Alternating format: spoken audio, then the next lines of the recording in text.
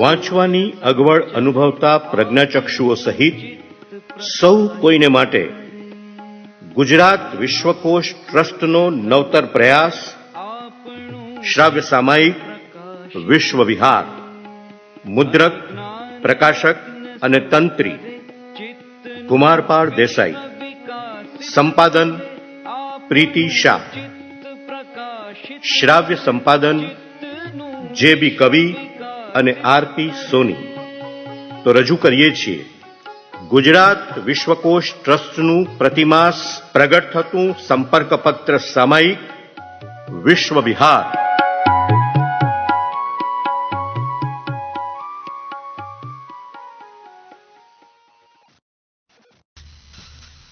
વિશ્વ વિહાર, જાન્યુઆરી 2021. 30 જાન્યુઆરી એટલે મહાત્મા ગાંધીનો નિર્વાણ દિવસ. ગાંધીજીનો સત્ય માટેનો પ્રેમ અને આગ્રહ દુનિયાથી અજાણ્યા નથી. ગાંધીજીની જેમ મધ્યકાલીન સંત કબીર પણ સત્યની ઉપાસના કરતા રહ્યા. સત્યને કોઈ ધર્મમાં વહેંચી શકાતું નથી. સત્ય પર સૌનો સમાન અધિકાર છે. ગાંધી અને કબીર બંને ભિન્ન યુગમાં ભિન્ન સામાજિક, રાજકીય, આર્થિક અને ધાર્મિક પરિસ્થિતિ વચ્ચે જન્મ્યા, છતાં તેમની ભાવનાઓના તાર એકબીજા સાથે કેવા સંધાઈ જાય છે તેની વિશદ છણાવટ કરી છે કુમારપાળભાઈ દેસાઈએ. સ્વર આપ્યો છે જસુભાઈ કવિએ. આજની વાત. સાચ કહે તો મારન ધાવે, એટલે કે સત્ય બોલનારને મોતને ભેટવું પડે છે. 30મી જાન્યુઆરી 2021નો દિવસ એ મહાત્મા ગાંધી નિર્વાણ દિન. આ સમયે ચિત્તમાં એ વિચાર વ્યથા જગાડે છે કે આ દેશમાં અત્યારે રોજે રોજ ગાંધી વિચારની હાંસી અને હત્યા થઈ રહી છે. તો વિદેશોમાં વળી અધકચરી સમજણને કારણે તેમની પ્રતિમાને ક્ષતિગ્રસ્ત કરવામાં આવે છે. મહાત્મા ગાંધી દક્ષિણ આફ્રિકામાં સત્યાગ્રહ કરીને નવો ઇતિહાસ રચીને ઈસવીસન 1915માં ભારત પાછા આવ્યા. એ પછી 1948ની 30મી જાન્યુઆરી પહેલાં એમની હત્યા કરવાના 5 આયોજનબદ્ધ પ્રયાસો થયા હતા. 1948ની 30મી જાન્યુઆરીએ રાષ્ટ્રપિતાની હત્યાનો 6ઠ્ઠો પ્રયત્ન સફળ થયો અને પ્રાર્થના ભાવમાં મગ્ન એવા મહાત્મા ગાંધીજીને 3 ગોળીઓથી વીંધી નાખવામાં આવ્યા અને હે રામ કહીને ગાંધીજી ઢળી પડ્યા. એ પછી ગાંધીજીની વિચારસૃષ્ટિ અને જીવનશૈલી પર આજ સુધી એક યા બીજા પ્રકારે વિચારઘાતક હુમલાઓ થતા રહ્યા છે. બાપુના આધ્યાત્મિક વિચારો તો જાણે અવકાશમાં ઓગળી જ ગયા છે અને એમના રાજકીય જીવનના એકમાત્ર નાના સાંકડા વર્તુળ પર ગાંધીજી વિશે આક્ષેપો અને ચર્ચાઓ થાય છે અને ગાંધીજીના પ્રિય ભજન રઘુપતિ રાઘવ રાજા રામ, પતિત પાવન સીતારામ, એના પર પણ આક્ષેપો કરવામાં આવે છે. મહાત્મા ગાંધીજીએ એમની વ્યાપક ધર્મભાવના ધરાવતી આ રામધૂન આપી, પણ એનાથી એ વિશેષ આક્રોશનું કારણ તો એ કે તેમાં ઈશ્વર અલ્લાહ તેરો નામ સબકો સન્મતિ દે ભગવાન એવી પંક્તિ છે. ગાંધીજીએ ઈશ્વર અને અલ્લાહને સાથોસાથ મૂક્યા. આ પંક્તિને લક્ષ્યમાં રાખીને ગાંધીજી સામે આક્ષેપો પ્રતિ આક્ષેપોનો દોર શરૂ થઈ ગયો. શું આવી પંક્તિ સામે કોઈ વાંધો હોઈ શકે ખરો? લોક હૃદયમાં સતત ગુંજતી આ ધૂને દેશવાસીઓને કેટલું બધું પ્રાર્થના બળ પૂરું પાડ્યું છે. ગાંધીજીની ઉપસ્થિતિ સમયે અને એ પછીની અનુપસ્થિતિમાં પણ આ ઘેર ઘેર ગવાતી ધૂન છે. હવે વિચાર કરો કે આ ધૂનની સામે વાંધો ઉઠાવનારા આ દેશમાં મોજૂદ છે. તેઓ કહે છે, ગાંધીજીએ મોટી ચાલાકી વાપરી, પ્રચલિત રામધૂનને સ્થાને આવી એક નવી ધૂન ઊભી કરી. વાત એવી છે કે વોટ્સએપ પર એક એવો સંદેશો વહેતો થયો કે ગાંધીજીને આવું ભજન રચવાનો અધિકાર કોણે આપ્યો? રામના સ્મરણ સાથે અલ્લાહને જોડી દેવાનો હક કોણે આપ્યો? આવી ભેળસેળ કરવાનો હેતુ શું? વોટ્સએપ પર આ સંદેશો ફોરવર્ડ થયો. લોકો વાંચીને કે પછી વાંચ્યા વગર આવી રીતે સંદેશાઓ ફોરવર્ડ કરવાની મજબૂર આદત ધરાવતા હોય છે અને એમાં સવાલ ઉઠાવવામાં આવ્યો કે આમાં અલ્લાહ શબ્દ વાપરવાની શી જરૂર હતી? આમ લખીને ગાંધીજી પર સંપ્રદાયવાદી દ્રષ્ટિએ શાબ્દિક આક્રમણો કરવામાં પાછા પડ્યા નહીં.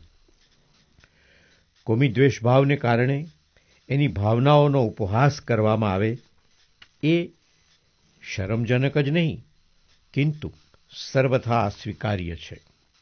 હકીકતમાં તો આવા વોટ્સએપ વીરોને ઈશ્વર અલ્લાહ તેરો નામ એ પછીના જે શબ્દો છે ને, સબકો સન્મતિ દે ભગવાન, એની વધારે જરૂર છે. રામ પ્રત્યેની મહાત્મા ગાંધીજીની અટલ નિષ્ઠાને આપણે સૌ જાણીએ છીએ. રંભાદાઈએ આપેલો આ મંત્ર એ ગાંધી જીવન કાર્યનો મૂળ મંત્ર બની રહ્યો છે. આમાં વળી ચાલાકી શી? કસોટીના પ્રસંગોએ ગાંધીજીએ રામ નામમાંથી શક્તિ મેળવી છે અને એનાથી અભય કેળવ્યો છે. આથી આવી ધૂન આપવા પાછળ કોઈ ચતુરાઈ હોય એવું તો છે જ નહીં. મજાની વાત તો એ છે કે આવા આક્ષેપો કરનારને એનીય ખબર નથી કે આ ધૂનની પંક્તિઓ મહાત્મા ગાંધીજીએ રચેલી નથી. એની પ્રથમ બે પંક્તિઓ હિન્દુ ધર્મના સ્વામી રામાનંદની રચેલી છે અને અંતિમ બે પંક્તિઓ શીખ ધર્મગુરુ ગુરુ ગોવિંદસિંહજીની છે. અહીં બે ધર્મોનો મેળાપ થયો, જે સર્વધર્મ સમભાવના પાયા પર રચાયેલા આ દેશનો ભાઈચારો બતાવે છે. અહીં ગુરુ ગોવિંદસિંહની પંક્તિઓ જોઈએ. હિન્દુ તુરક કો રાફજી ઇમામ શ્રાફી, માનસ કી જાત સબય એકઈ પહેચાનબો, અલ્લાહ અમેખ સોઈ પુરાન કુરાન સોઈ, એક હી સ્વરૂપ સબય એક હી બનાવું હૈ. અહીં અલ્લાહ ઈશ્વર એક છે એમ કહેવામાં આવ્યું છે. આ જ વાત કબીર કહે છે. સંત કબીર તો હિન્દુ અને મુસલમાનને કહે છે કે સાચી હકીકત તો એ છે કે સત્યને કોઈ ધર્મમાં વહેંચી શકાતું નથી. સત્ય પર સૌનો સમાન અધિકાર છે. જે સત્યને સમજે અને ધારણ કરે એને એનો લાભ થાય છે. એમાં કોઈ ધર્મ, સંપ્રદાય, પંથ કે પોથી કશાની જરૂર નથી. આથી જ એમણે એક બીજકમાં કહ્યું, વેદ કિતેબ કહા કિન જૂઠા, જૂઠા જો ન વિચારે. એટલે કે વેદ કિતેબને સર્વથા ખોટા કોણ કહે છે? ખોટા તેઓ છે કે જે તેમનો વિચાર કરતા નથી. અન્યત્ર સંત કબીર કહે છે, ક્યહી કબીર રામરસ માતે, ક્યહી કબીર રામરસ માતે, જો લહા દાસ કબીરા હો. જીવન જીવવાનો સર્વોત્તમ ઉપાય છે કે રામ રસમાં સદાય નિમગ્ન રહેવું. આમ નિજ સ્વરૂપ આત્મા રામમાં લીનતા એ જ રામરસમાં નિમગ્નતા છે. કબીર આત્મા રામની વાત કરે છે ત્યારે મહાત્મા ગાંધી નિર્બળના બળ સમાન રામની વાત કરે છે. સંકટની ઘડીમાં ભીતરમાં રહેલા રામ કઈ રીતે ઉગારે છે તે કહે છે. તો કબીર સ્વરૂપમાં વસેલા રામ સંસારના દુઃખો કઈ રીતે દૂર કરે છે એ વર્ણવે છે. બંનેમાં સત્ય માટેની તપશ્ચર્યા જોવા મળે છે. બંને સત્યની ખોજને માટે અનુભવનો આધાર લે છે અને અનુભવની એરણ પર સિદ્ધ થાય એવા સત્યની વાત કરે છે. ગાંધીજીનું એ સત્ય છેક અહિંસાના કિનારે લાંગરે છે અને તેથી એ સત્ય સૌમ્ય રૂપે પ્રગટ થાય છે.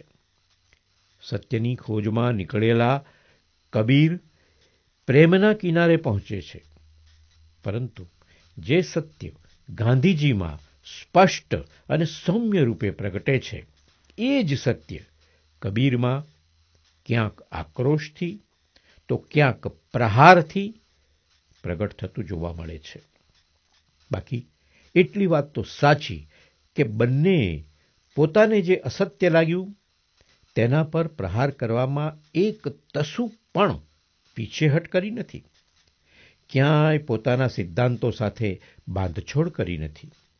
પોતાના આદર્શને ઊની આંચ ન આવે એનો ખ્યાલ રાખ્યો છે અને તેથી ગાંધીનું કે કબીરનું સત્ય એ જન જનમાં હૃદયમાં પ્રતિષ્ઠા પામ્યું.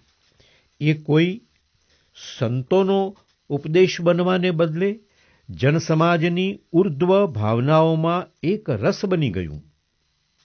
બંનેએ ભૌતિકતાને બદલે આધ્યાત્મિકતાનો પંથ બતાવ્યો અને એટલે જ ગાંધીજી મોક્ષ પ્રાપ્તિનો વિચાર કરે છે તો સંત કબીર સહજ સમાધિના અનંત સુખની મસ્તાનગીરીની વાત કરે છે.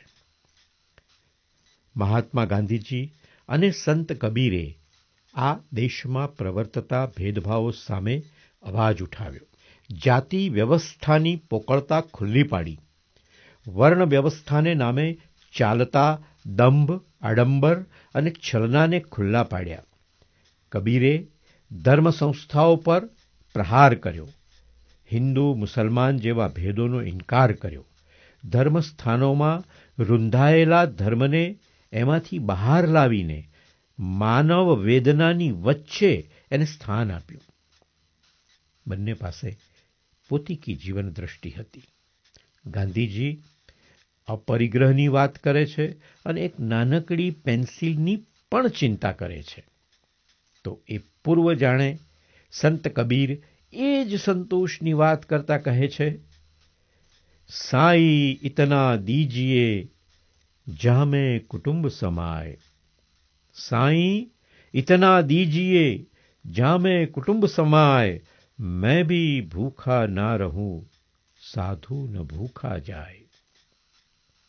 હિન્દુ ધર્મમાં કર્મકાંડોના ચોકઠામાં ક્યાંય ગાંધીજી બેસી શકતા નથી, તો એ જ રીતે કબીર પણ હિન્દુ કે મુસલમાન બેમાંથી એકેયને રાજી રાખી શકતા નથી.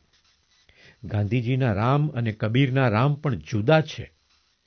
કબીર વારંવાર રામનું નામ લે છે, પરંતુ એ કારણે મુસ્લિમ સમાજનો રોષ એને વહોરવો પડ્યો હતો. તો બીજી બાજુ એ જ કબીર મૂર્તિ પૂજા પર પ્રહાર કરે છે, અસ્પૃશ્યતામાં માનતા લોકો ઉપર ઉપહાસ કરે છે અને તેથી હિન્દુઓ પણ એમનો વિરોધ કરતા હતા. મુસલમાન ધર્મમાં જન્મેલા કબીરે એકવાર કાજીને કહ્યું હતું, છાંડી કતેવ રામ ભજું બૌરે, જુલુન કરત હૈ ભારી, કબીરે પકડી ટેક રામ કી, તુરક રહે પચિહારી. મતલબ, તમે ચોપડી રટવાનું છોડો અને રામનું ભજન કરો, નહીં તો ભારે જુલમ કરશો. મેં તો રામનો આશરો લીધો છે. તુર્ક લોકો મને સમજાવતા સમજાવતા ભલેને થાકીને હારી જાય. જ્યાં બાહ્ય આડંબર જ ધર્મની માત્ર ઓળખ બને છે, એવા ધર્મનો બંનેએ વિરોધ કર્યો. ગાંધીજીએ અહિંસા, સત્ય અને અપરિગ્રહનો જેમ નવો સંદર્ભ આપ્યો, એ જ રીતે કબીરે પણ ધાર્મિક, અધાર્મિક, આસ્તિક કે ફકીરનો નવો સંદર્ભ આપ્યો. નોંધપાત્ર બાબત એ છે કે કબીરના સમયમાં જેવી ધર્માંધતા પ્રવર્તતી હતી, એવી જ ધર્માંધતા મહાત્મા ગાંધીજીના સમયમાં પણ હતી. ગાંધીજીએ હિન્દુ અને મુસલમાન એકતા માટે કરેલા પ્રયત્નો આપણે જાણીએ છીએ.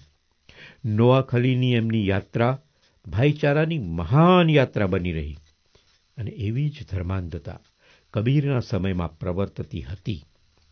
કબીરના સમયે આ દેશ પર ધર્માંધ મુસ્લિમ સુલતાનોનું રાજ હતું.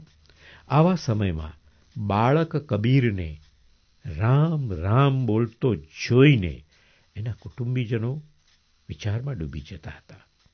જે મહાત્મા ગાંધીજીએ હરિજન શબ્દની વ્યાખ્યા કરીને, એ જ રીતે સંત કબીર પણ ધર્મક્ષેત્રે પ્રયોજાતા શબ્દોની નવી વ્યાખ્યા આપે છે.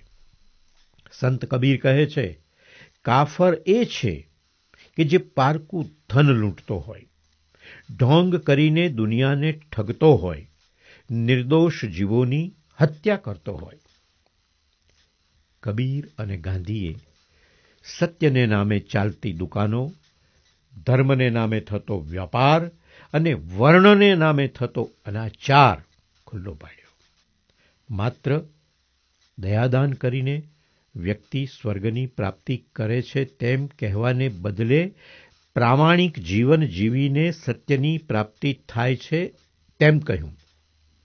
અસત્ય કેવું મહાલે છે એની વાત કરતા કબીર બોલી ઉઠે છે, સાચે કોઈયા ના પતિ જઈ, સાચે કોઈયા ના પતિ જઈ, જૂઠઈ જગપતિયાય, ગલી ગલી ગોરસ ફિરે, મદિરા બેઠી બિકાય. વાહ, કેટલી મોટી વાત કરી છે. સાચે કોઈયા ના પતિ જઈ, જૂઠે જગપતિયાય, ગલી ગલી ગોરસ ફિરે, મદિરા બેઠી બિકાય. અર્થ તમને સમજાયો જ હશે, છતાં કરીએ આપણે. સત્યમાં વિશ્વાસ ન રાખતા લોકો અસત્યમાં વિશ્વાસ રાખે છે. જુઓ તો ખરા, દૂધ દહીં વેચવા માટે તો ગલીએ ગલીએ ફરવું પડે છે, અને દુકાન પર બેઠા બેઠા જ મદિરા વેચાઈ જાય છે. આવી સત્યની ઉપાસના કરતા કબીરે કહ્યું કે જેણે સત્યને ઓળખી લીધું છે, એ પુરુષરત્ન ખોટા કુળ જાતિના પક્ષને વળગીને ચાલે નહીં. સંત કબીર અને મહાત્મા ગાંધી બંને સાવ ભિન્ન યુગમાં અને તદ્દન ભિન્ન એવી સામાજિક, આર્થિક, રાજકીય અને ધાર્મિક પરિસ્થિતિ વચ્ચે જન્મેલી વ્યક્તિઓની ભાવનાઓના તાર એકબીજા સાથે કેવા સંધાઈ જાય છે. મહાત્મા ગાંધીજીને બાળપણથી રામ નામની અભય ચાવી મળી હતી, તો સંત કબીરને પણ બાલ્યાવસ્થાની રામ નામની મસ્તી મળી હતી. સંત કબીર રામના રંગમાં એવા ડૂબી જતા કે ક્યારેક એમનું વણાટ કામ અટકી જતું, અને કહે છે કે એ જોઈને કબીરની માતા નીમાને વિમાસણ થતી કે હે ખુદા, આ છોકરો કેમ કરીને જીવશે. અને માતાની ચિંતા દૂર કરતા, વણાટ કામ કરતા કબીર એમ કહેતા, મારું કામ એથી અટકી જાય છે કે જ્યારે નળીના કાણામાં હું દોરો નાખવા જાઉં છું ત્યારે મારા પ્રિય રામ મને ભૂલી જાય છે. હું શું કરું? પણ તમે મારી ચિંતા કરશો નહીં, કારણ કે મારો રામ મારી સઘળી જરૂરિયાતો પૂરી કરશે. એ તો ત્રણેય લોકની સંભાળ રાખનારો છે. મુસ્લિમ સલ્તનતના કાળમાં અને એના યથેચ્છ નિરંકુશ ચાલતા શાસનમાં સત્યની કેવી દશા છે એ કહેતા કબીરે કહ્યું છે કે સાધો દેખો જગ બૌરાના, સાધો દેખો જગ બૌરાના, સાચ કહે તો માર ન ધાવે, ઢૂંઢે જગપતિયાના. કહે છે કે સત્ય બોલનારને મૃત્યુને ભેટવું પડે છે. જરા વિચાર કરીએ કે કબીર પોતાના સમયની આ વાત કરે છે અને ઉત્તર પ્રદેશના બસ્તી જિલ્લાના મગહર ગામમાં આમી નદીના તટ પર વિક્રમ સંવત 1575ના મહાસુદ 11ના દિવસે સ્વરૂપ જ્ઞાન, સહજ ધ્યાન તેમજ સહજ સમાધિની મસ્તાનગીમાં વિદાય લેનાર સંત કબીર પછી 430 વર્ષે 1948ની 30મી જાન્યુઆરીએ થયેલી ગાંધીજીની હત્યાની ઘટનાનું સ્મરણ થાય છે. કુમારબાળ દેસાઈ. 2020ના વર્ષમાં દુનિયાભરમાં કોરોનાએ કાળો કેર વર્તાવ્યો, જેને પરિણામે વિજ્ઞાનીઓ તેને નાથવાની રસી વિકસાવવામાં લાગી ગયા. આનંદની વાત એ છે કે નૂતન વર્ષ 2021ના પ્રારંભે કોરોનાની રસી ઉપલબ્ધ બની ગઈ છે અને કેટલાક દેશોમાં તો રસીકરણનો કાર્યક્રમ અમલમાં પણ મુકાઈ રહ્યો છે. આપણા દેશે પણ આ રસી બનાવવામાં સફળતા હાંસલ કરી લીધી છે. ત્યારે ભારતના રસી ઉદ્યોગની શરૂઆત અને તેના વિકાસની યાત્રાની રોચક માહિતી આપી રહ્યા છે ચિંતન ભટ્ટ, જેને સ્વર આપ્યો છે પ્રીતિ શાહે.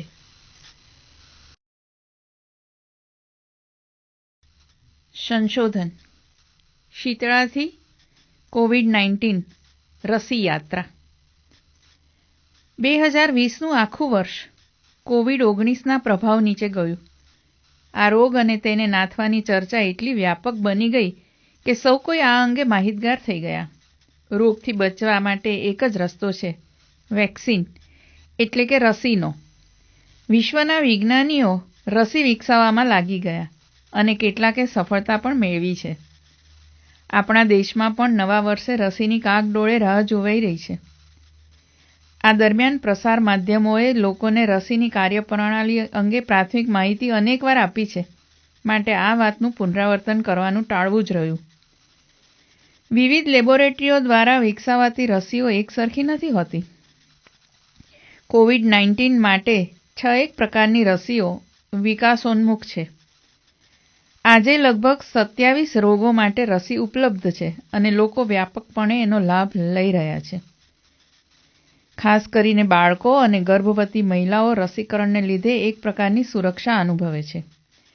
1798માં જ્યારે રસી અને રસીકરણનું પૃથ્વી પર અવતરણ થયું, ત્યારથી આજ સુધી સર્વ પૃથ્વીવાસીઓને આજે છે તેવી રસીની પ્રતીક્ષા ક્યારેય ન હતી. આપણા દેશના સંદર્ભે શીતળાથી કોવિડ-19 સુધીની રસી યાત્રાનું વિહંગાવલોકન કરી લઈએ. આપણો સામાન્ય ખ્યાલ છે કે સૌથી પહેલી શીતળાની રસી 1798માં અસ્તિત્વમાં આવી, પરંતુ એ સમયના વિદ્વાનોના અવલોકનો મુજબ આજથી 3000 વર્ષ પહેલાં પણ ભારત કે ઇજિપ્તમાં રસીકરણ સમકક્ષ વિદ્યા અંગે જ્ઞાન હતું. તેઓ શીતળાના ફૂલ્લાની ત્વચા સૂકવીને તેનાથી રસીકરણ કરતા હતા.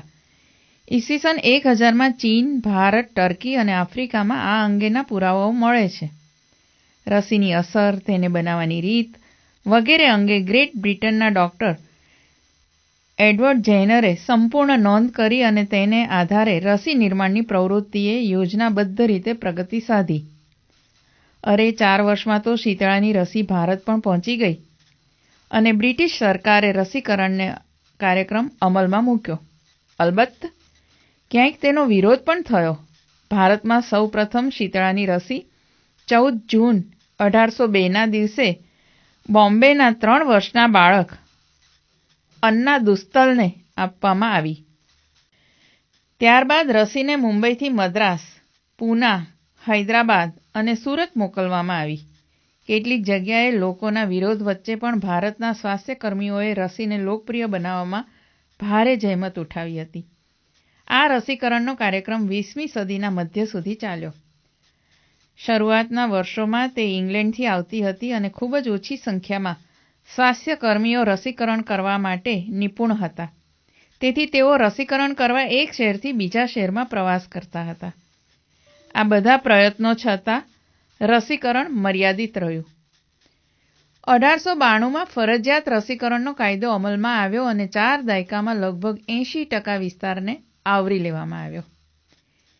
એ સમયે બીજી ઘણી બધી વસ્તુઓની જેમ ભારતમાં રસી ઉત્પાદન પણ થતું ન હતું.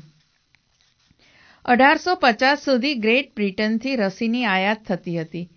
રસીની વધતી જતી માંગ અને પરિવહન દરમિયાન પડતી મુશ્કેલીઓને કારણે સરકારે અન્ય વિકલ્પ પર નજર દોડાવી. 1832માં મુંબઈમાં અને 1879માં ચેન્નઈમાં રસીના વિકાસ માટે પ્રયત્ન શરૂ થયા. સાથે સાથે રસીની સરળ પરિવહન પદ્ધતિ અને તેનો સંગ્રહ કરવાની રીત વિકસાવવા પર પણ ધ્યાન કેન્દ્રિત કરવામાં આવ્યું. આ સમયગાળામાં બંગાળ અને ભારતના અન્ય ભાગોમાં કોલેરાની મહામારી ફેલાઈ. પાશ્ચર લેબોરેટરી ફ્રાન્સમાં કાર્યરત મૂળ રશિયાના ડૉક્ટર વ્લાદિમીર હાફકિન 1893માં કોલેરાની રસીના પરીક્ષણ માટે ભારત આવ્યા અને તેમણે આગ્રાથી કોલેરા રસીકરણ પરીક્ષણની શરૂઆત કરી. કોલેરાને નાથવામાં રસીનો પ્રભાવ લોકોએ જાણ્યો. સદનસીબે ડૉક્ટર હાફકિન રસી વિકસાવવાની પદ્ધતિ પણ જાણતા હતા. 1896માં દેશમાં પ્લેગનો રોગચાળો ફાટી નીકળ્યો. એ રોગચાળાને નાથવા માટે આ જ વર્ષમાં સરકારે મહામારી કાયદો એટલે કે પેન્ડેમિક એક્ટ અમલમાં મૂક્યો, જે આજે પણ અસ્તિત્વ ધરાવે છે. આ સમયે ડૉક્ટર હાફકિન ભારતમાં જ હતા. આ તક ઝડપી લઈ બ્રિટિશ સરકારે તેમને પ્લેગની રસી વિકસાવવા માટે વિનંતી કરી અને પ્રયોગશાળા માટે ગ્રાન્ટ મેડિકલ કોલેજ મુંબઈમાં 2 ઓરડા પણ ફાળવી આપવામાં આવ્યા હતા. એક જ વર્ષમાં પ્લેગની રસી તૈયાર થઈ ગઈ. આમ 1897માં ભારતમાં સૌ પ્રથમ વખત રસી વિકસાવવામાં આવી, જેને દુનિયાએ કમને નોંધ લીધી. 1899થી ગ્રાન્ટ મેડિકલ કોલેજની આ પ્રયોગશાળા પ્લેગ પ્રયોગશાળા તરીકે ઓળખાતી હતી. 1905માં તેનું નામકરણ બોમ્બે બેક્ટેરિયોલોજીકલ લેબ તરીકે થયું. 1925થી તે હાફકિન ઇન્સ્ટિટ્યૂટ તરીકે ઓળખાવા લાગી, જે આજ સુધી એ જ નામે ઓળખાય છે. 20મી સદીના પ્રારંભમાં આપણા દેશમાં શીતળા ઉપરાંત કોલેરા અને પ્લેગની રસી બનવા લાગી હતી. આ સમયે ટાઇફોઇડની રસી પણ દેશમાં ઉપલબ્ધ હતી. દેશમાં રસીની જરૂરિયાત વધવા લાગી, માટે સરકારે રસી નિર્માણ માટે નવી સંસ્થા ઊભી કરવાનો નિર્ણય કર્યો. અલબત્ત 1890થી શિલોંગ, મેઘાલયમાં શીતળાની રસી બનતી હતી. તે સ્થળે રસીની વખાર પણ હતી.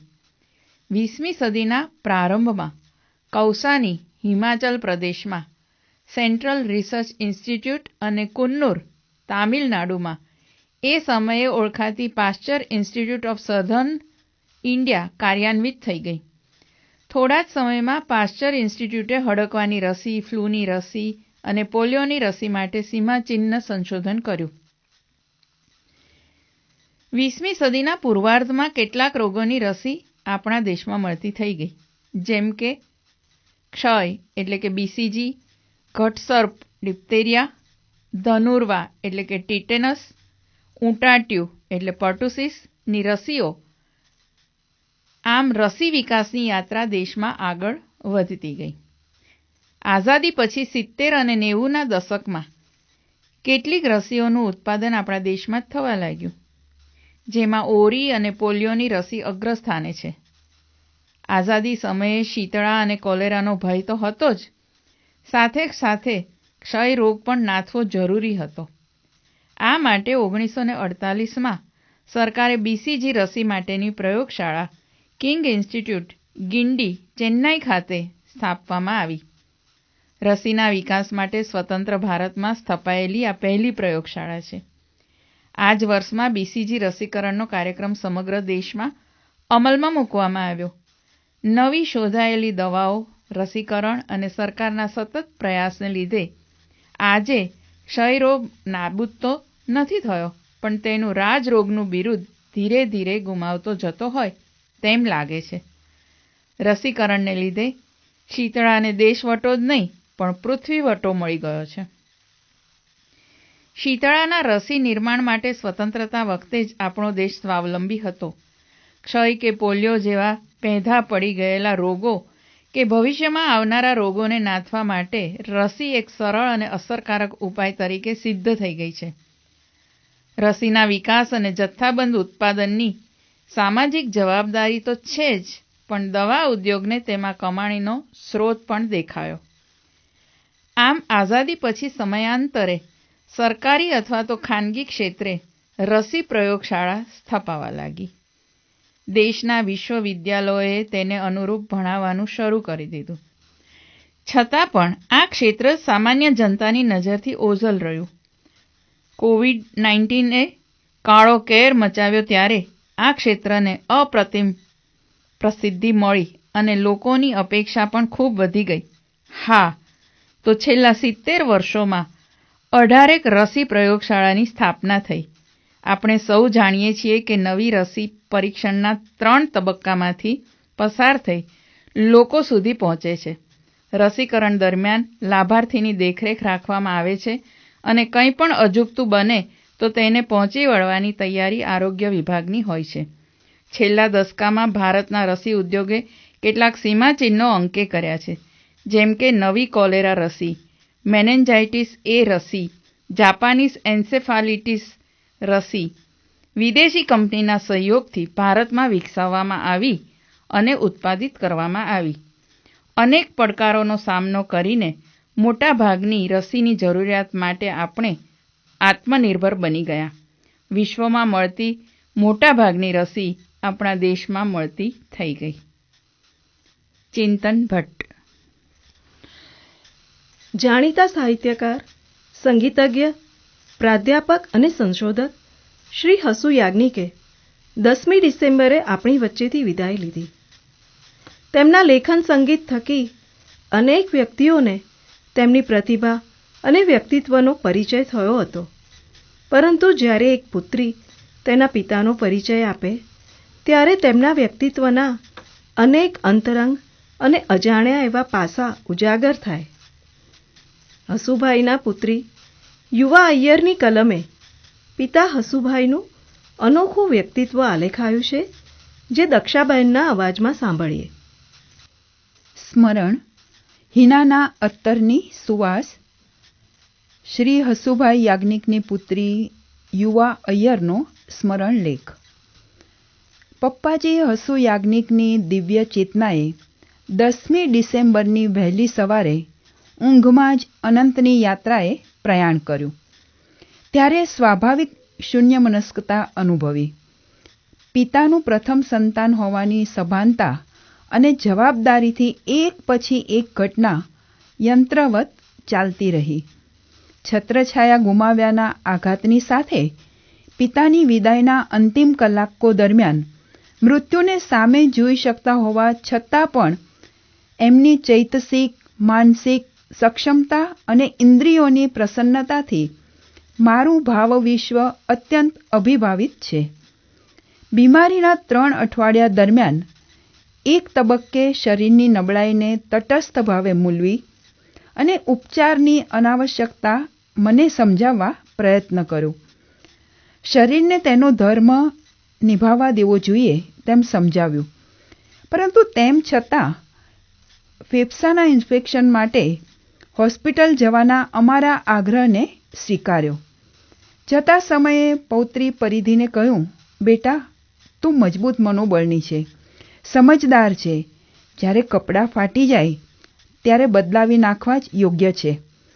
આમ કહી દાદાએ પૌત્રીને ગીતાનો વાસાંસી જીર્ણાની યથા વિહાય સંદેશ સરળતાથી સમજાવ્યો.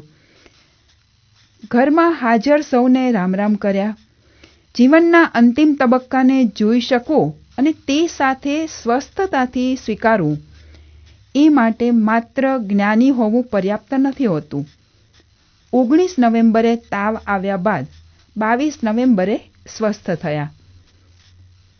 હિંચકે બેસીને સૂર્યતાપમાં માળા કરી. ત્યારબાદ મને ફોન કરી કહ્યું, યુવા, આજે સારું છે. સૂર્યતાપથી સારું લાગ્યું. કારતક માસમાં છઠની પૂજા, સૂર્યની આરાધના આ સમયે આરોગ્ય માટે પણ ઉચિત છે, જે માત્ર પ્રતિકાત્મક નથી. તેની વિગતે ચર્ચા કરી. તેઓ પોતે જે અનુભવમાંથી પસાર થતા, આજુબાજુમાંથી જે સંવેદતા, તે દરેકને વેદોક્ત, વૈજ્ઞાનિક, સામાજિક અને સ્વકીય અનુભવથી મૂલવતા.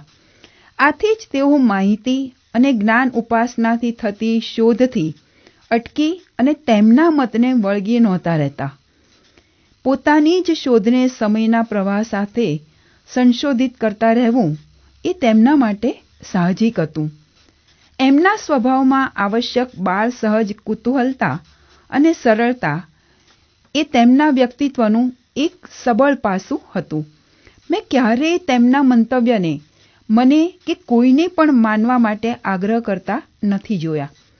જે રીતે પોતે સતત બદલાવ અને સમય ઉચિત વ્યવહારથી સજ્જ રહેતા, તેવી જ રીતે અન્યને પણ તેવી સ્વતંત્રતા હોય જ તેવું સહજપણે માનતા. આથી જ તેમના અંગત જીવનને ખૂબ નજીકથી જોયું અને અનુભવ્યું.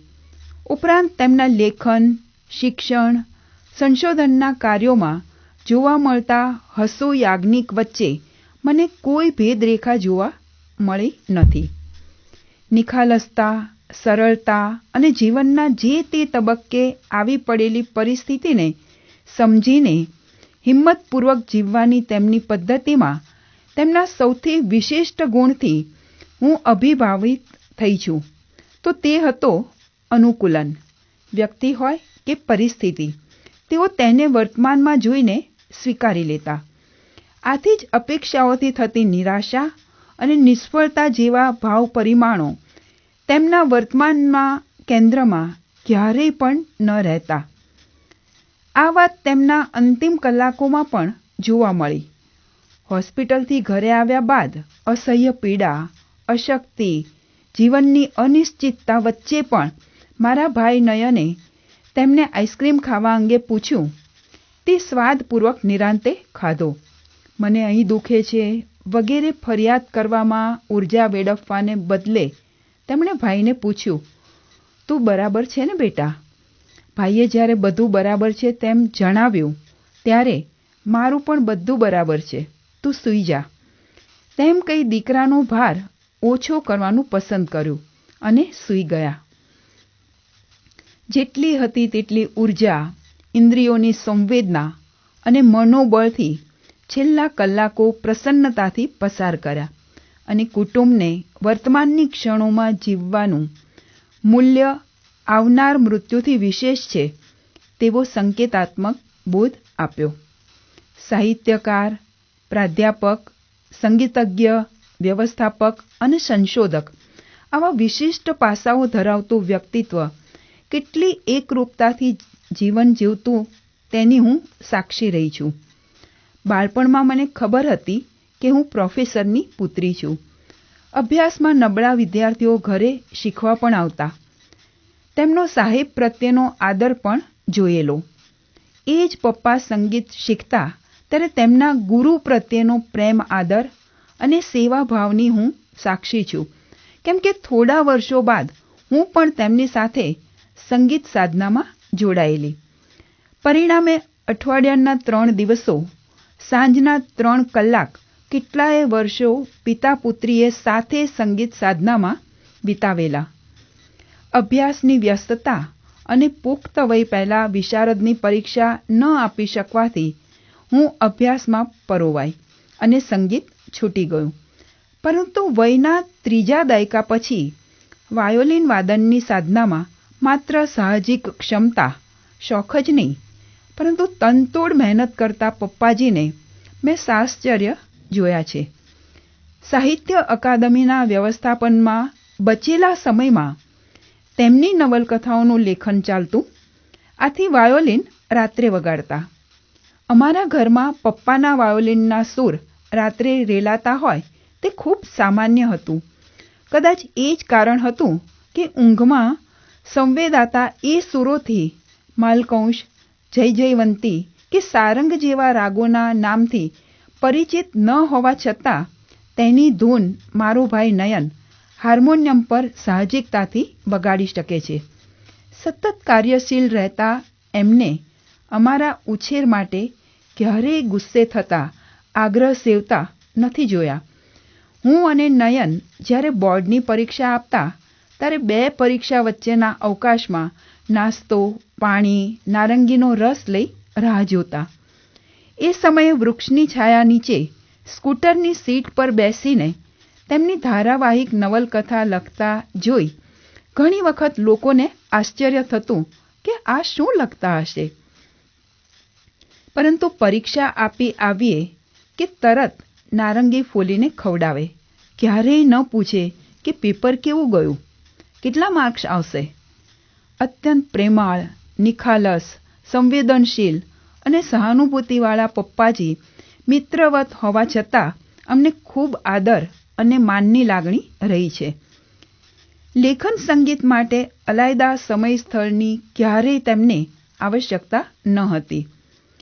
મારા વ્યવસાય, ગૃહકાર્ય વગેરેમાંથી સમય મળે ત્યારે મળવા જાઉં અને પપ્પા જે લખતા હોય તો બાજુમાં બેસું, મમ્મી સાથે વાત કરું. સમય થયે પાછી આવું. પપ્પાજી તેમના કાર્યમાં પરોવાયેલા હોય. એવું ઘણીવાર બને. સાંજે તેમનો ફોન આવે, યુવા, તું આવી અને ગઈ, મને ખબર જ ન પડી. આશ્ચર્ય વ્યક્ત કરતા મને નહીં મળી શકવાનો છૂપો અફસોસ પણ હોય. પરંતુ ધ્યાનમગ્ન કાર્યનો આનંદ લેતા તેઓ મારા માટે પ્રેરણારૂપ હતા. નહીં બોલીને તેમના કર્તવ્યથી ઘણું બધું શીખવાડતા હતા. વિશિષ્ટ પિતાની પુત્રીની લાડ પ્યારની વ્યાખ્યા પણ વિશિષ્ટ જ હોય ને. સાદગી અને સરળતા હોવા છતાં પણ સુઘડતા, સ્વચ્છતા અને સુવાસિતતાના આગ્રહી હતા. થોડું ખાવું પણ સ્વાદિષ્ટ ખાવું. વઘારમાં હિંગનું પ્રમાણ, મરચાંની લાલાશ અને સોડમથી રસોઈને પ્રમાણતા.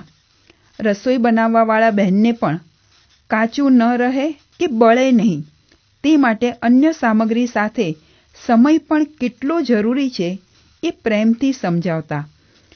ક્યારેક તો શોખથી સાંજે તેમને ભાવતું સેવ ગાંઠિયાનું કે ડુંગળી બટેટાનું શાક જાતે બનાવતા અને બધાને શોખથી ચખાડતા. હિના તેમનું મનગમતું અત્તર હતું. જેઓ તેમને નજીકથી ઓળખે છે તેઓ જાણે છે કે ઘરમાં હોય કે બહાર તેઓ હંમેશા સુઘડ રહેતા. મળવા જઈએ તો તેમની આંખ જાણે આપણું સ્કેનિંગ કરતી હોય. આપણે જે બોલીએ તેથી વિશેષ આંખથી એ માપી લેતા. નવી હેરસ્ટાઇલ, કપડાં વગેરે બોલીને ભલે ન ચર્ચે, પરંતુ તેમની આંખમાં પ્રશંસા છલકી ઉઠતી. મારા પતિ રામદાસને જ્યારે પણ નવું શર્ટ પહેરેલું જુએ કે પૂછે, અરે વાહ, આ શર્ટ બહુ સરસ છે. મારા પતિ અને પપ્પાજીનો કોમન ઇન્ટરેસ્ટ મ્યુઝિક હતો. બંનેની મૈત્રી અને એકબીજા તરફનો આદર અવર્ણનીય છે. હસો યાજ્ઞિક મારા પિતા હોવા ઉપરાંત મારા માટે એક વિશિષ્ટ વ્યક્તિત્વ હતું કે જે અમને સૌને જીવન જીવવાની કલા સતત શીખવાડતું રહ્યું. યુવા અય્યર. આપ સૌ જાણો જ છો કે 2 ડિસેમ્બર એ વિશ્વકોશ સ્થાપના દિવસ છે અને 3 ડિસેમ્બરનો દિવસ આંતરરાષ્ટ્રીય દિવ્યાંગ દિન તરીકે ઉજવાય છે. કોરોનાના કહેર વચ્ચે પણ આ બંને દિવસની ઉજવણી વિશ્વકોશમાં સુંદર રીતે થઈ. 3 ડિસેમ્બરે પ્રીતિ શાહ લિખિત પુસ્તક આત્મબળને અજવાળેનું શ્રી P.K. લહેરીના હસ્તે વિમોચન કરવામાં આવ્યું.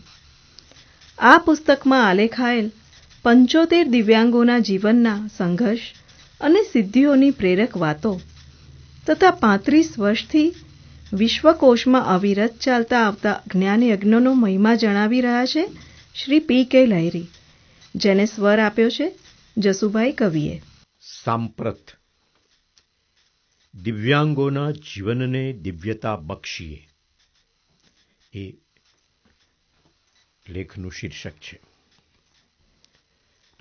આપણે ઇતિહાસના પાનાઓ ફેરવીએ ત્યારે દર તારીખ, મહિના, વર્ષની આગવી વિશિષ્ટતાઓ આપણા ધ્યાને આવે છે.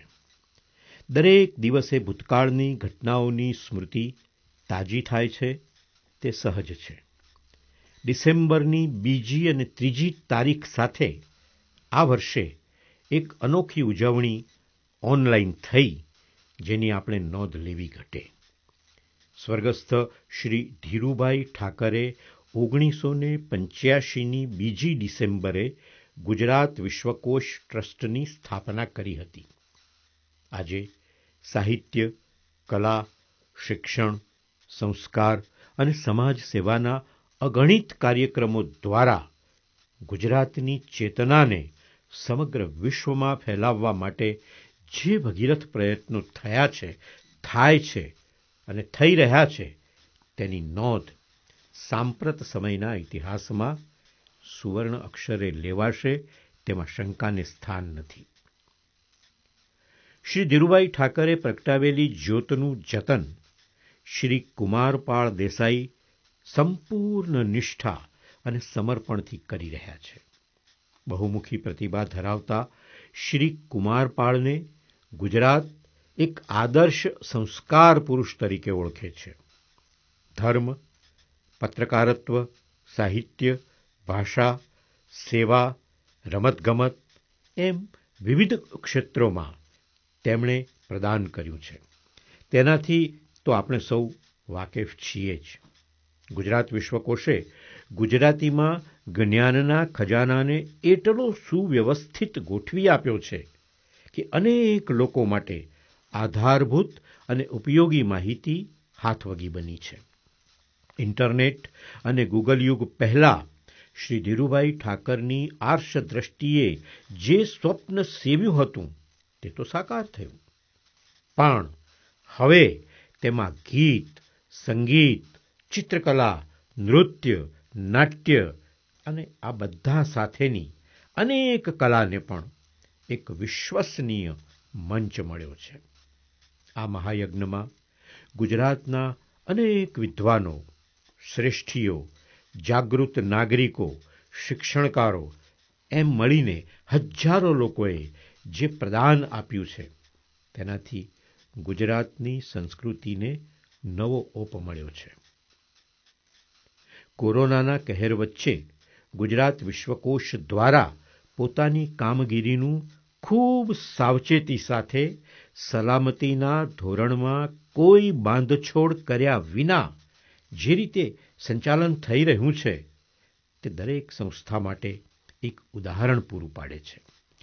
ઓનલાઈન પ્રી રેકોર્ડર કાર્યક્રમોનો સિલસિલો અવિરત ચાલુ છે. સંશોધન, પ્રકાશન અને એની સાથે જેમણે સમાજમાં નોંધપાત્ર પ્રદાન કર્યું છે તેવા મહાનુભાવોને પોંખવાનો કાર્યક્રમ પણ ચાલે છે. વિશ્વકોશનો સ્થાપના દિન આપણા સૌના માટે ગૌરવશાળી દિન છે. આપણી ભાષા, ભાતીકળ સંસ્કૃતિ, વૈભવી વારસા અને અસ્મિતાને પ્રકાશમાં લાવતી આ સંસ્થાના જન્મદિને આપણે પ્રભુને પ્રાર્થના કરીએ કે 6 કરોડથી વધુ લોકોની માતૃભાષા ગુજરાતી સદાય સમૃદ્ધ થતી રહે. જીવનના તમામ ક્ષેત્રોમાં અને સમગ્ર વિશ્વમાં તેની આગવી ઓળખ બની રહે. ભાષાના માધ્યમથી આપણે સૌ ગુજરાતીઓ શ્રી કૃષ્ણ, દયાનંદ, હેમચંદ્રાચાર્ય, દલપતરામ, નર્મદ, ગોવર્ધનરામ, મહાત્મા ગાંધી, સરદાર પટેલ, ઉમાશંકર જોશી, રવિશંકર મહારાજ સહિત અનેક મહામાનવોના જીવન કાર્યમાંથી પ્રેરણા લઈને વૈશ્વિક સ્તરે અભિનંદનને યોગ્ય બનીએ. તારીખ 3જી ડિસેમ્બર આંતરરાષ્ટ્રીય વિકલાંગ એટલે કે હવે દિવ્યાંગ દિન તરીકે ઉજવવામાં આવે છે.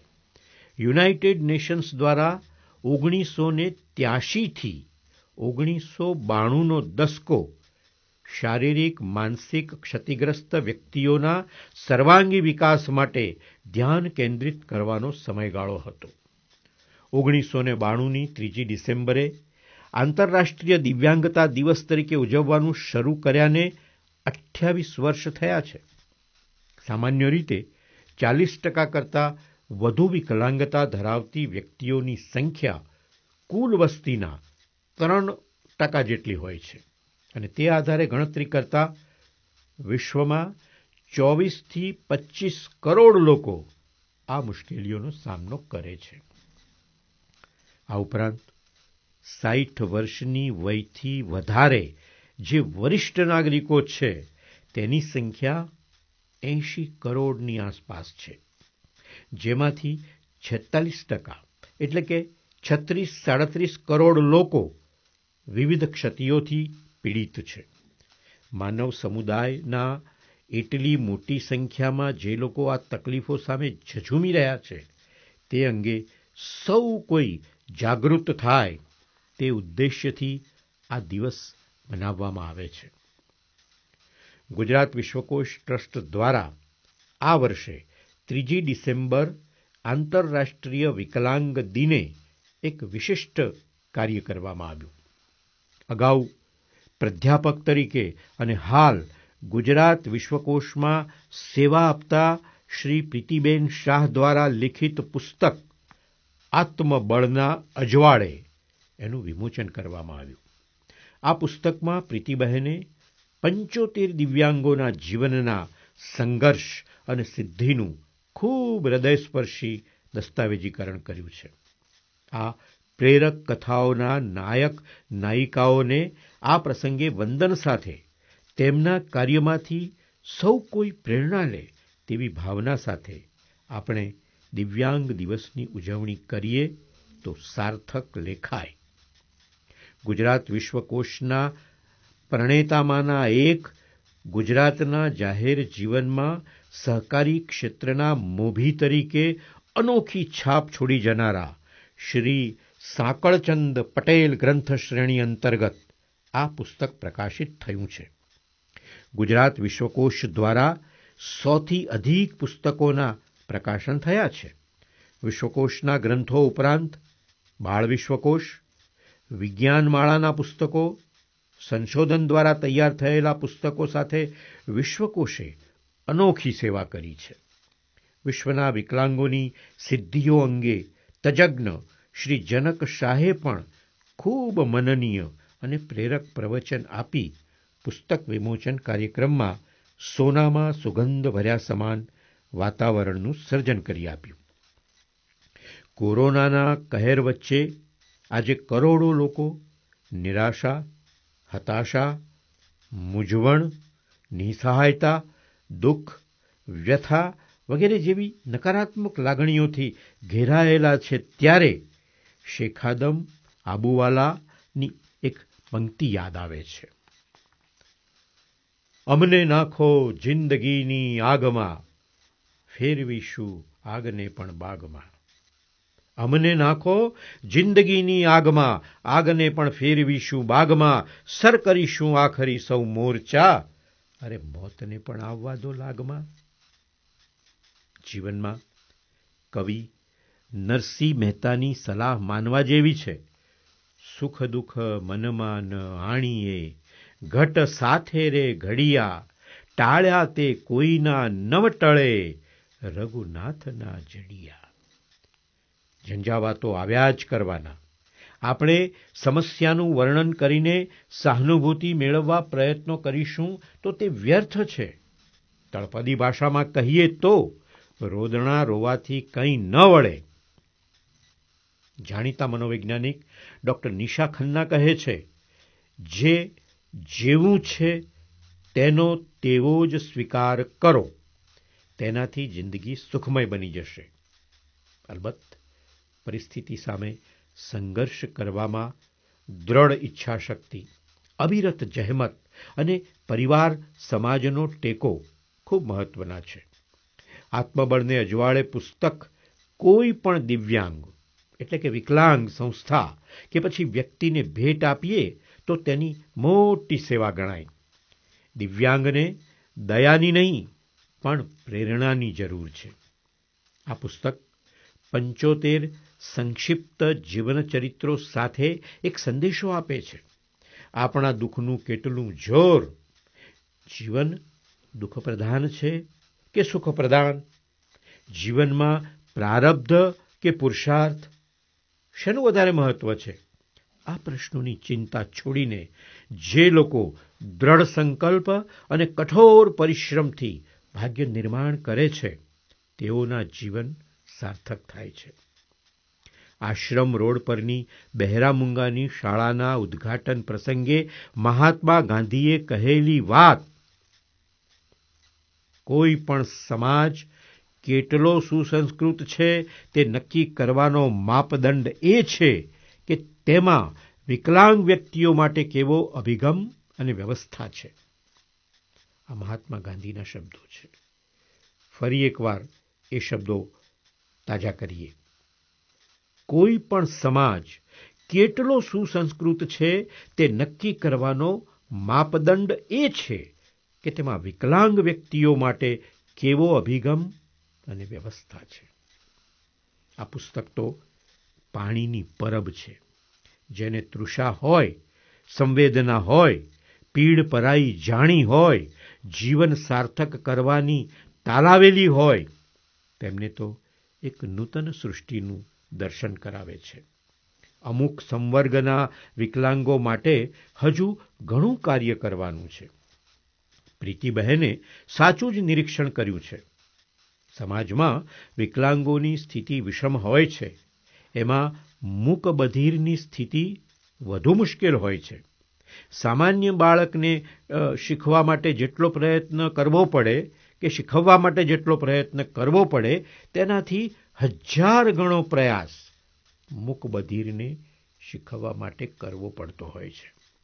વળી વ્યક્તિ અપંગ કે અંધ હોય તો તે તરત જ નજરે પડે, જ્યારે મૂકબધિર વ્યક્તિની ક્ષતિ પ્રગટપણે દેખાતી નથી. પ્રજ્ઞાચક્ષુ માટે જેટલા સંશોધનો થયા છે તેટલા મૂકબધિર માટે થયા નથી. આપણા સમાજમાં એમની ઇશારાની ભાષાને લોકો હજી સ્વીકારતા નથી. શારીરિક રીતે તંદુરસ્ત દેખાતી વ્યક્તિ તમારી બાજુમાં હોય અને એની મુશ્કેલીની ખબર પણ ન પડે એવી અદૃશ્ય અને નિઃશબ્દ આ વિકલાંગતા છે. ઈશ્વરે આપણને જે આપ્યું છે તેનો થોડોક ભાગ દિવ્યાંગોના જીવનને દિવ્યતા બક્ષવામાં વાપરીએ તો આ વિશેષ દિનની ઉજવણી સાર્થક બને. પ્રવીણ ક લહેરી. અને આ સરસ મજાનો પ્રેરણાત્મક લેખ નવગુજરાત સમયના સૌજન્યથી અહીં પ્રગટ કરવામાં આવ્યો છે. પ્રવાસ વ્યક્તિના તનમનને તાજગીથી ભરી દે છે. નવા નવા સ્થળો અને દેશોના પ્રવાસથી જે તે સ્થળની સંસ્કૃતિ, ઇતિહાસ, કલા અને લોકજીવનને પ્રત્યક્ષ જાણવા માણવાની તક મળે છે. પરંતુ દરેક જગ્યાએ જવું આપણા માટે શક્ય નથી હોતું. ત્યારે પ્રવાસ વર્ણનો આપણને પરોક્ષ રીતે તે સ્થળોનો અને ત્યાંના લોકોનો, ત્યાંની સંસ્કૃતિનો પરિચય કરાવે છે. અહીં જર્મનીનું પ્રવાસ વર્ણન આલેખાયું છે ભારતી રાણેની કલમે, જેમાં તેઓ જર્મનીના જાણીતા ઓછા જાણીતા સ્થળો, તેનો ઇતિહાસ, ત્યાંનું સામાજિક જીવન વગેરે અંગે રોચક માહિતી આપે છે. સ્વર છે અર્પિશાબહેનનો. પ્રવાસ. મૈત્રીપૂર્ણ જર્મની. માનવજાતિના ઇતિહાસની 2 અત્યંત નોંધપાત્ર ઘટનાઓનું વિસ્મય લઈને અમે જર્મનીમાં પગ મૂક્યો. પહેલી દર્દનાક ઘટના તે બીજા વિશ્વયુદ્ધ સમયનો હોલોકોસ્ટ, પ્રલયકારી માનવ સંહાર. હિટલરના શાસનમાં 60 લાખ યહૂદીઓનો ભોગ લેનાર માનવ ઇતિહાસે જોયેલો સૌથી ભીષણ અને 11મો માનવ સંહાર. એ સમયના ઘોર અત્યાચારી, કોન્સન્ટ્રેશન કેમ્પ, યુદ્ધ પછી ચાલેલા ન્યુરોબર્ગ ટ્રાયલ્સ અને બીજી માનવ ઇતિહાસની એક અત્યંત ગૌરવપૂર્ણ ઘટના તે બર્લિનની દિવાલનું ખંડન ને એમ પૂર્વ અને પશ્ચિમ જર્મનીનું પુનઃમિલન.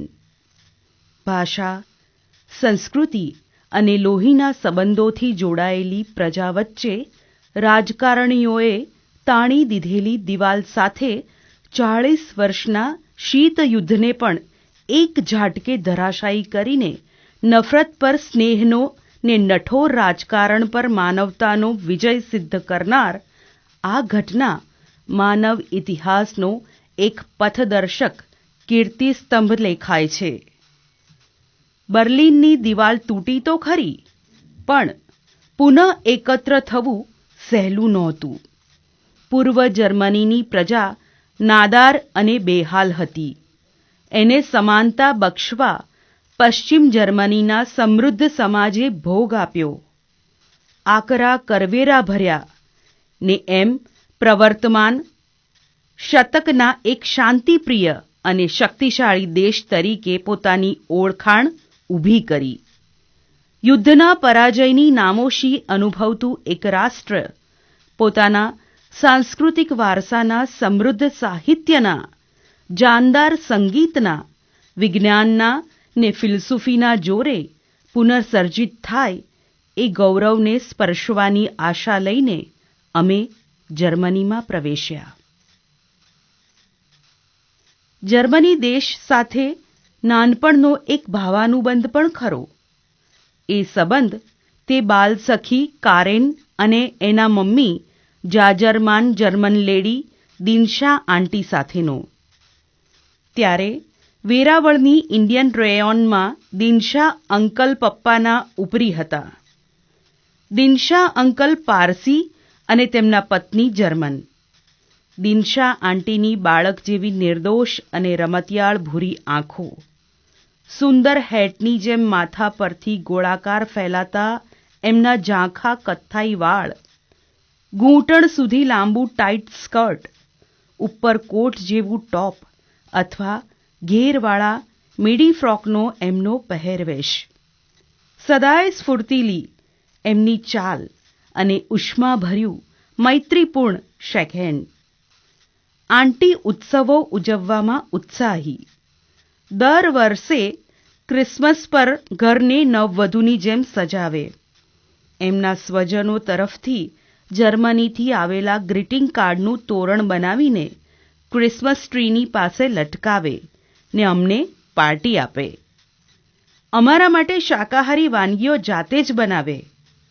આટલા મોટા અફસરના પત્ની હોવા છતાં આંટીને કોઈ કામ કરવાની નાનમ નહીં.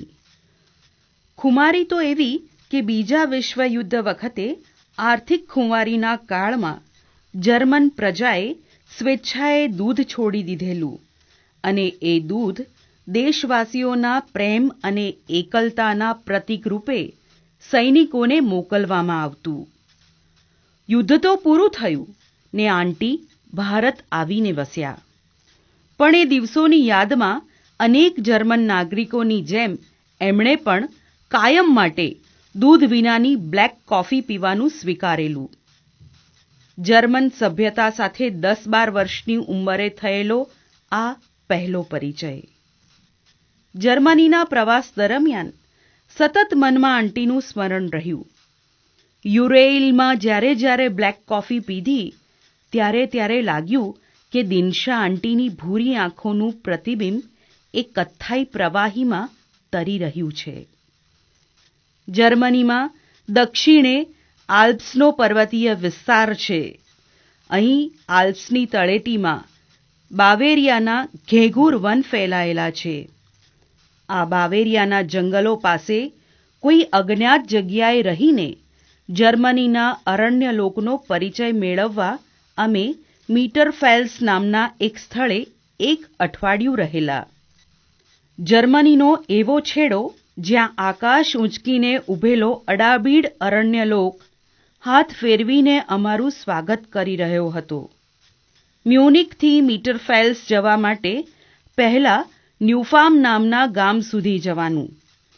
ત્યાંથી ટ્રેન બદલી એક સાંકડી 2 ડબ્બાની બનેલી નાનકડી ટ્રેનમાં બેસીને સ્ટ્રોમ્બિંગ નામના ગામડે જવાનું.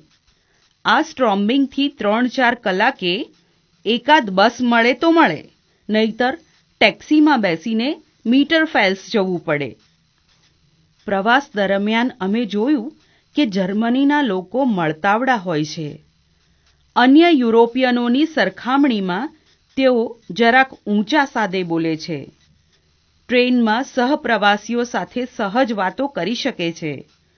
દરરોજ ટ્રેનની રાહ જોતા ઊભા હોઈએ ત્યારે સ્ટ્રોમ્બિંગના સ્ટેશન માસ્તર અમારી પાસે આવીને અલક મલકની વાતો કરતા. મ્યુનિકથી હાઇડબર્ગ લઈ જતી ટ્રેનમાં એ દિવસે અસાધારણ ગીર્દી હતી.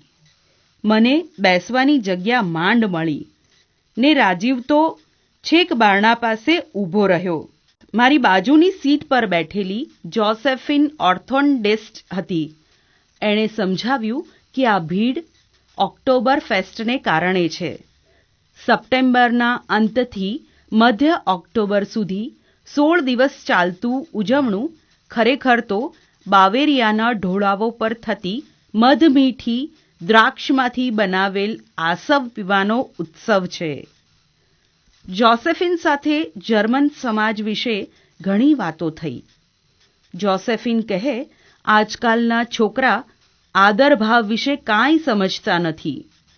નવી પેઢી એટલી ભેજાબાજ છે કે જૂની પેઢી માટે એમની વિચારધારા સાથે કદમ મિલાવવું મુશ્કેલ બની રહ્યું છે. કિશોર વયના બાળકો ઘર છોડવા માંગે છે. ઘરડાઓનું ધ્યાન રાખવાની સમસ્યા પણ છે જ.